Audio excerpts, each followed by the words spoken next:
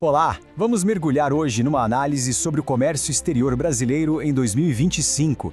E que ano, hein? Foi um período de verdadeiros choques, de adaptações na marra e, no fim das contas, de resultados que surpreenderam todo mundo. Então vamos lá entender essa história.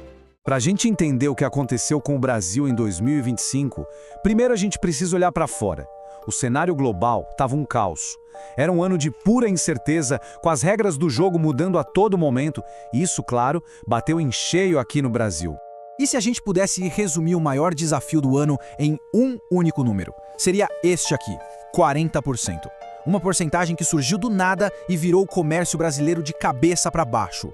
Pois é.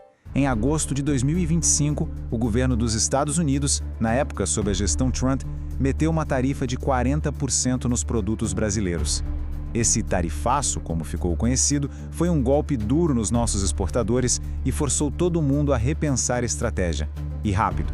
Para a gente entender bem essa história, nossa análise vai passar por 5 pontos-chave. Primeiro, o tal choque da tarifa. Depois, a grande virada para a China. Aí a gente vê o saldo final do ano, dá uma olhada nos setores que mais se destacaram e, por fim, discute as incertezas que já pairavam no ar para 2026. Vamos começar então pelo começo, pelo evento que deu o tom do ano todo. Esse tarifaço não foi uma coisa isolada, sabe? Ele era parte de uma política comercial americana bem mais agressiva e imprevisível, o que criou um obstáculo gigantesco para o Brasil. O que essa linha do tempo mostra é a velocidade com que tudo aconteceu. Foi muito rápido. Reparem só, em abril a gente tinha uma tarifa de 10%. Chegou agosto, ela saltou para 40%. Essa escalada vertiginosa não deu tempo para pensar. Exigiu uma adaptação quase que instantânea dos exportadores. Bom, com uma porta tão importante se fechando parcialmente, era preciso encontrar outra janela, e rápido. Os exportadores brasileiros tiveram que recalcular a rota, e essa nova rota, como a gente vai ver, apontava diretamente para a China. E olha, os números aqui falam por si. Na segunda metade do ano, a mudança foi drástica. Enquanto as nossas vendas para os Estados Unidos despencaram mais de 21%, as exportações para a China dispararam quase 30%.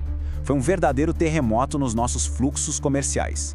Este gráfico aqui deixa tudo ainda mais claro. Veja bem, não foi só uma questão de compensar a perda. O crescimento para a China foi muito maior do que a queda para os Estados Unidos. Foi um movimento estratégico que se mostrou absolutamente fundamental para salvar o ano. Certo. Depois de toda essa montanha-russa, a pergunta que fica é: como o Brasil fechou a conta?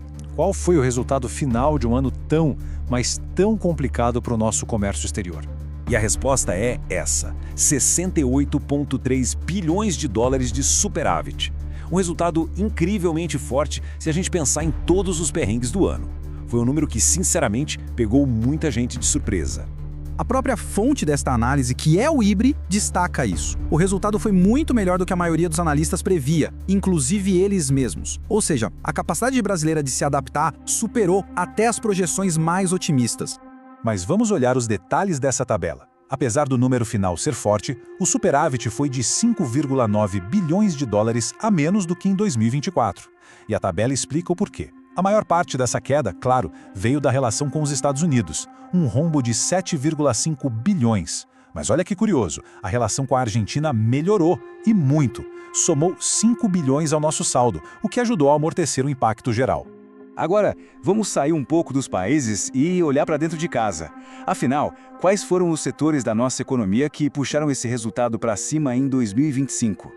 Quem liderou o bonde foi a indústria extrativa, crescendo mais de 8% em volume. Mas o mais impressionante é que todos os grandes setores exportaram mais em 2025 do que no ano anterior. Isso mostra uma resiliência enorme da nossa economia.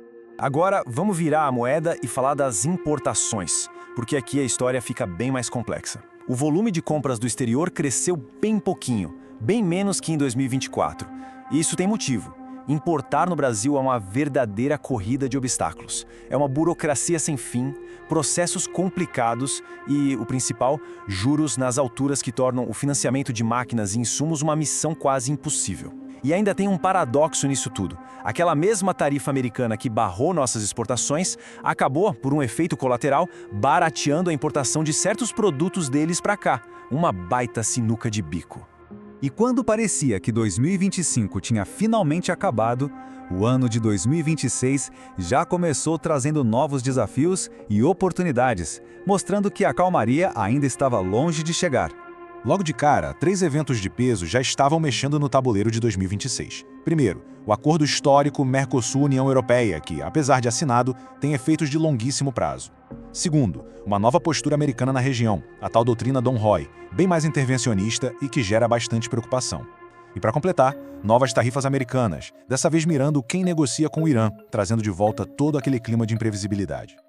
Então, no final das contas, o grande problema não foi embora. A incerteza no comércio, puxada principalmente por essa política externa americana, continua sendo a principal dor de cabeça para a economia brasileira. E a gente termina essa análise com essa pergunta no ar. O ano de 2025 provou que o Brasil tem uma capacidade incrível de se adaptar. Mas diante de um cenário global que continua tão complexo e instável, fica a reflexão: qual será o próximo passo do país para construir seu futuro econômico?